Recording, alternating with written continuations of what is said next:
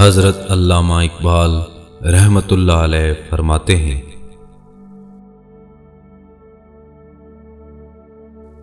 تقدیر اس زمانے سے عبارت ہے جس کے امکانات کا انکشاف ابھی باقی ہے۔ مستقبل کو سرے سے غیر متعین سمجھنا غلطی ہے۔ مذہب کے عزائم فلسفہ سے بلند تر ہیں۔ فلسفہ حقائق کے عقلی ادراک سے عبارت ہے، لہٰذا وہ کسی ایسے تصور سے آگے نہیں بڑھتا جو ہمارے محسوسات و مدرکات کی گوناگوں دنیا کو ایک نظام میں مدغم کر دے۔ جب نفس انسانی خلوت سے جلوت یعنی قدر آشنائی سے کار فرمائی کی طرف بڑھتا ہے، یا دوسرے لفظوں میں وجدان سے فکر کی جانب، تو اس سے زمان جوہری کی تخلیق ہو جاتی ہے۔ دعا جیسا اندرونی سہارا نہ ہوتا تو ان حالتوں میں جب ہمارا نفس اجتماعی طور پر ناکام ہو کر ہمارا ساتھ چھوڑ دیتا ہے تو دنیا بہت سوں کے لیے جہنم بن جاتی۔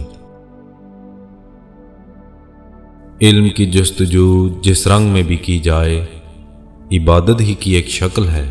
یہ اس لیے کہ فطرت کا علمی مشاہدہ بھی کچھ ایسا ہی عمل ہے جیسے حقیقت کی طلب میں صوفی کا سلوک و عرفان کی منزلیں طے کرنا۔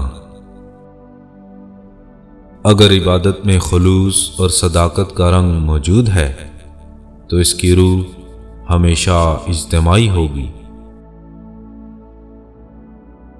میں عورتوں کا محفلوں میں مل جل کر بیٹھنا پسند نہیں کرتا۔ بلحاظ ایک نفسیاتی مظہر کے دعا ایک راز ہے، کیونکہ نفسیات کو ابھی تک یہ معلوم نہیں ہو سکا کہ وہ کیا قوانین ہیں جن سے بحالت اجتماع انسان کی قوت احساس میں اضافہ ہو جاتا ہے۔ دعا خواہ انفرادی ہو یا اجتماعی، ضمیر انسانی کی اس نہایت درجہ پوشیدہ آرزو کی ترجمان ہے کہ کائنات کے ہولناک سکوت میں وہ اپنی پکار کا کوئی جواب سنے۔ طالب حقیقت کے لیے نفی ذات ہی کا لمحہ اس بات ذات کا لمحہ بن جاتا ہے۔